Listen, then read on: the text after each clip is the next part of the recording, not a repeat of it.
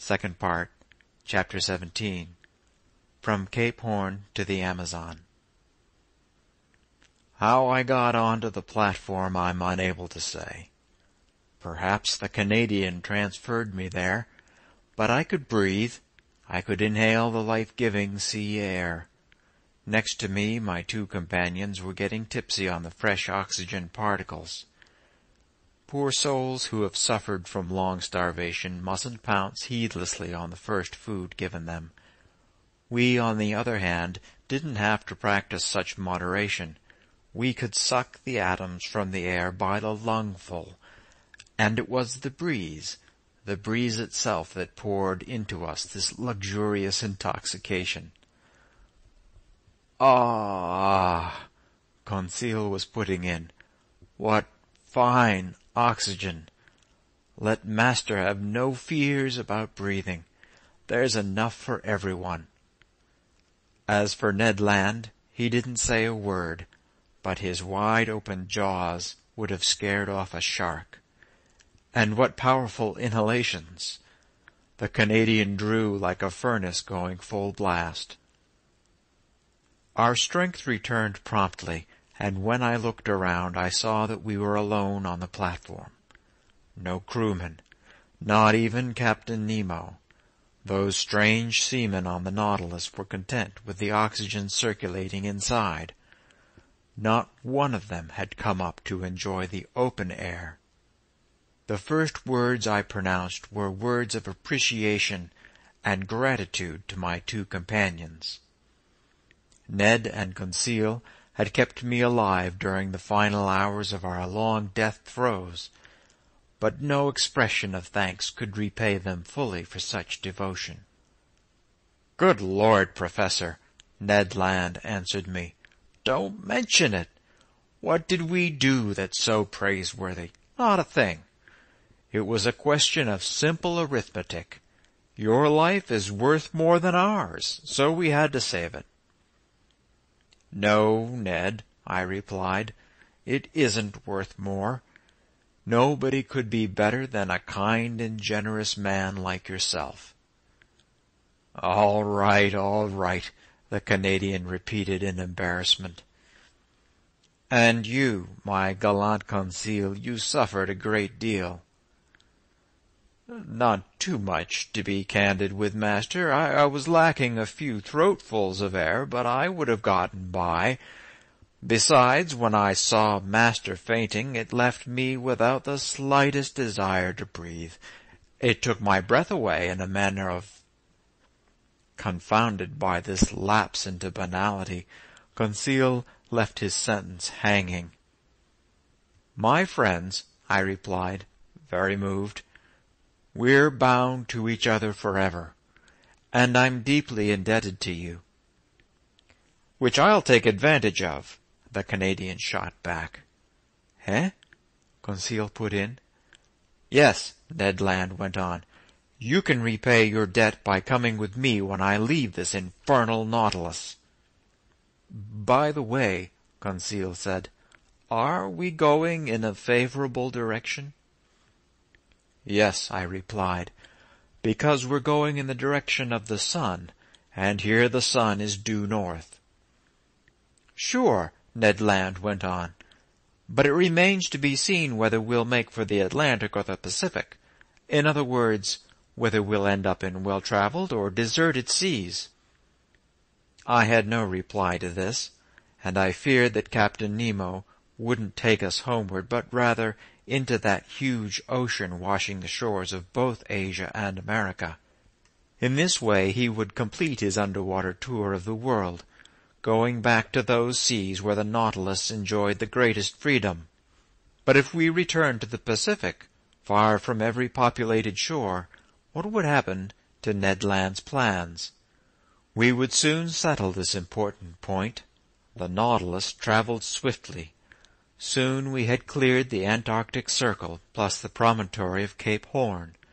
We were abreast of the tip of South America by March 31 at 7 o'clock in the evening. By then all our past sufferings were forgotten. The memory of that imprisonment under the ice faded from our minds. We had thoughts only of the future. Captain Nemo no longer appeared, neither in the lounge nor on the platform. The positions reported each day on the world map were put there by the chief officer, and they enabled me to determine the Nautilus's exact heading. Now then, that evening, it became obvious, much to my satisfaction, that we were returning north by the Atlantic route. I shared the results of my observations with the Canadian and Conseil. "That's good news," the Canadian replied. "But where's the Nautilus going?" "I'm unable to say, Ned." "After the South Pole, does our captain want to tackle the North Pole, then go back to the Pacific by the notorious Northwest Passage?" "I wouldn't double-dare him," Conseil replied. "Ah, well," the Canadian said, "we'll give him the slip long before then." "In any event," Conseil added, "he's a superman, that Captain Nemo, and we'll never regret having known him." "Especially once we've left him," Ned Land shot back.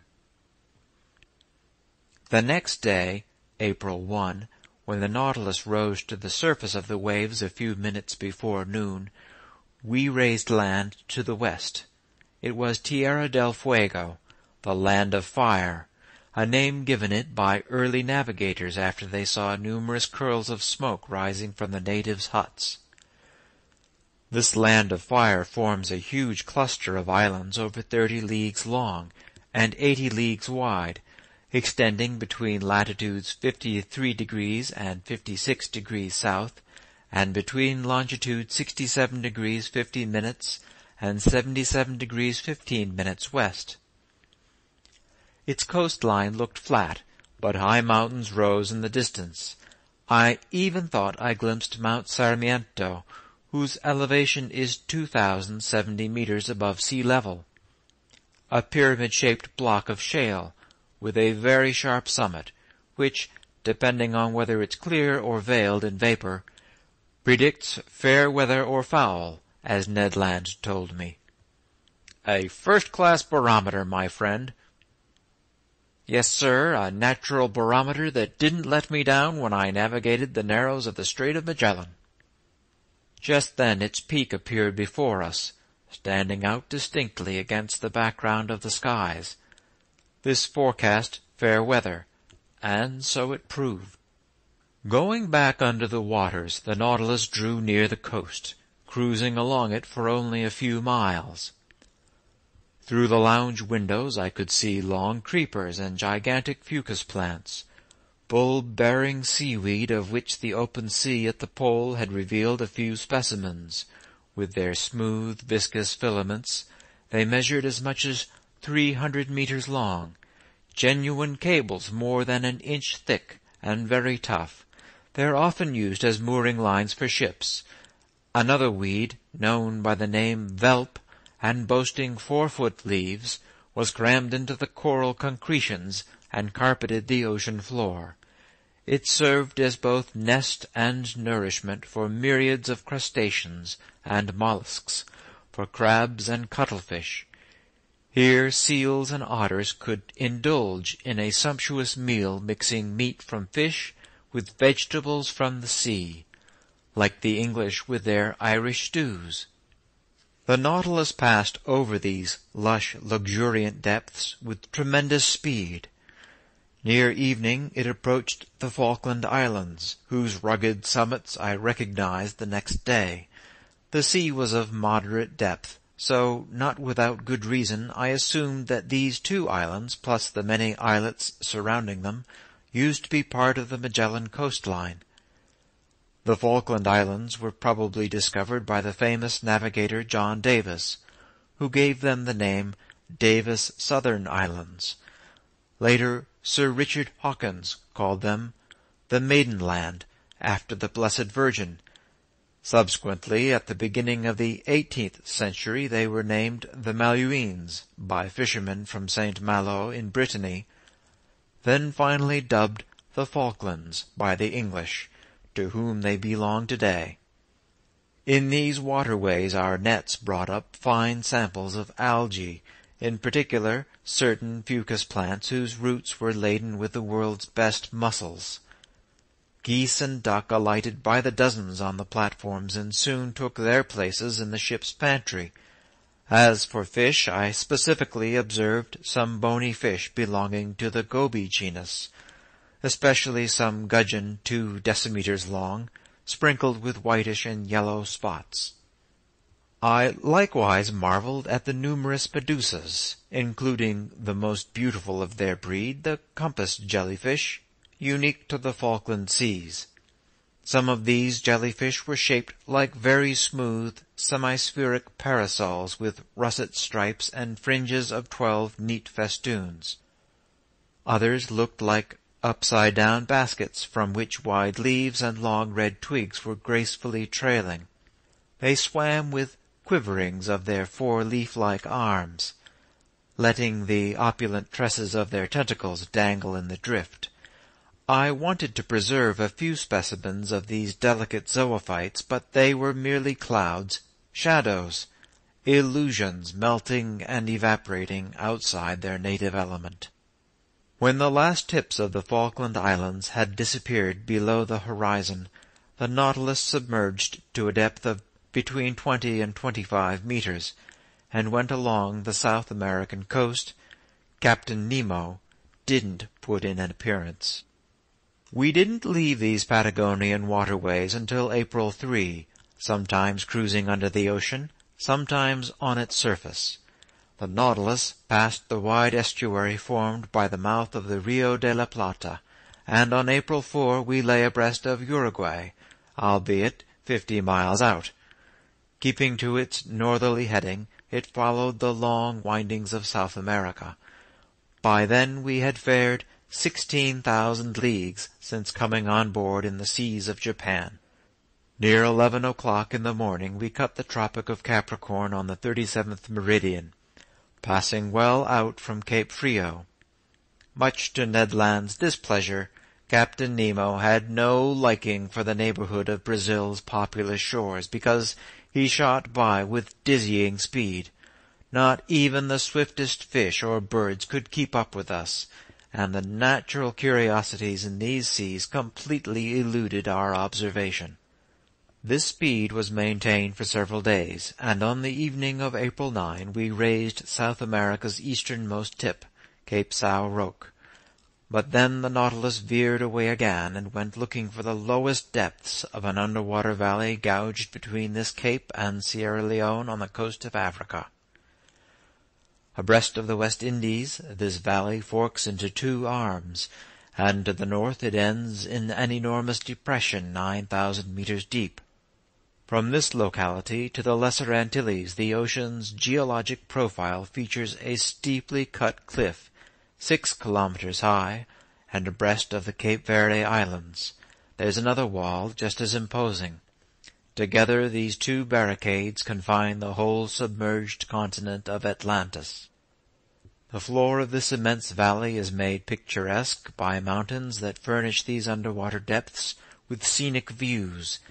This description is based mostly on certain hand-drawn charts kept in the Nautilus's library, charts obviously rendered by Captain Nemo himself from his own personal observations. For 2 days we visited these deep and deserted waters by means of our slanting fins. The Nautilus would do long diagonal dives that took us to every level, but on April 11 it rose suddenly, and the shore reappeared at the mouth of the Amazon River, a huge estuary whose outflow is so considerable it desalts the sea over an area of several leagues. We cut the equator. 20 miles to the west lay Guiana, French territory, where we could easily have taken refuge. But the wind was blowing a strong gust, and the furious billows would not allow us to face them in a mere skiff. No doubt Ned Land understood this, because he said nothing to me. For my part, I made no allusion to his escape plans, because I didn't want to push him into an attempt that was certain to misfire. I was readily compensated for this delay by fascinating research. During those 2 days of April 11 to 12, the Nautilus didn't leave the surface of the sea, and its trawl brought up a simply miraculous catch of zoophytes, fish, and reptiles. Some zoophytes were dredged up by the chain of our trawl. Most were lovely sea anemone belonging to the family Actinidia, including among other species the Victalis protexta, native to this part of the ocean, a small cylindrical trunk adorned with vertical lines, mottled with red spots and crowned by a wondrous blossoming of tentacles. As for mollusks, they consisted of exhibits I had already observed: turret snails, olive shells of the tent olive species with neatly intersecting lines and russet spots standing out sharply against a flesh-colored background, fanciful spider-conchs that looked like petrified scorpions, transparent glass snails, argonauts, some highly edible cuttlefish, and certain species of squid that the naturalists of antiquity classified with the flying fish, which are used chiefly as bait for catching cod. As for the fish in these waterways, I noted various species that I hadn't yet had the opportunity to study. Among cartilaginous fish, some brook lamprey, a type of eel 15 inches long, head greenish, fins violet, back bluish-gray, belly a silvery brown strewn with bright spots, iris of the eye encircled in gold, unusual animals that the Amazon's current must have swept out to sea because their natural habitat is fresh water. Stingrays, the snout pointed, the tail long, slender, and armed with an extensive jagged sting. Small 1-meter sharks, with gray and whitish hides, their teeth arranged in several backward curving rows. Fish commonly known by the name carpet shark. Batfish, a sort of reddish isosceles triangle, 1/2 meter long, whose pectoral fins are attached by fleshy extensions that make these fish look like bats, although an appendage made of horn, located near the nostrils, earns them the nickname of sea unicorns. Lastly, a couple species of triggerfish, the cucoyo, whose stippled flanks glitter with a sparkling gold color, and the bright purple leather jacket, whose hues glisten like a pigeon's throat. I'll finish up this catalogue, a little dry but quite accurate, with the series of bony fish I observed. Eels belonging to the genus Apteronotus, whose snow-white snout is very blunt, the body painted a handsome black and armed with a very long, slender, fleshy whip. Long sardines from the genus Odontognathus, like 3-decimeter pike, shining with a bright silver glow, Guaranian mackerel furnished with 2 anal fins, black-tinted rudderfish that you catch by using torches, fish measuring 2 meters and boasting white, firm, plump meat that, when fresh, tastes like eel, when dried, like smoked salmon. Semi-red wrasse, sporting scales only at the bases of their dorsal and anal fins. Grunts on which gold and silver mingle their luster with that of ruby and topaz. Yellow-tailed gilthead, whose flesh is extremely dainty, and whose phosphorescent properties give them away in the midst of the waters. Porgies tinted orange, with slender tongues, croakers with gold caudal fins, black surgeonfish, 4-eyed fish from Suriname, etc. This etc. won't keep me from mentioning one more fish that Conseil, with good reason, will long remember. One of our nets had hauled up a type of very flat ray that weighed some 20 kilograms. With its tail cut off, it would have formed a perfect disk. It was white underneath and reddish on top, with big round spots of deep blue encircled in black, its hide quite smooth and ending in a double-lobed fin. Laid out on the platform, it kept struggling with convulsive movements, trying to turn over, making such efforts that its final lunge was about to flip it into the sea, But Conseil, being very possessive of his fish, rushed at it, and before I could stop him, he seized it with both hands. Instantly there he was, thrown on his back, legs in the air, his body half paralyzed, and yelling. "Oh, sir, sir, will you help me?" For once in his life the poor lad didn't address me in the third person. The Canadian and I sat him up. We massaged his contracted arms, and when he regained his 5 senses, that eternal classifier mumbled in a broken voice, "A glass of cartilaginous fish. Order Chondropterygia with fixed gills. Suborder Salacia. Family Regiforma. Genus Electric Ray." "Yes, my friend," I answered, "it was an electric ray that put you in this deplorable state." "Oh, master can trust me on this," Conseil shot back. "I'll be revenged on that animal." "How?" "I'll eat it." Which he did that same evening, but strictly as retaliation, because, frankly, it tasted like leather. Poor Conseil had assaulted an electric ray of the most dangerous species, the cumana. Living in a conducting medium such as water, this bizarre animal can electrocute other fish from several meters away. So great is the power of its electric organ, an organ whose 2 chief surfaces measure at least 27 square feet.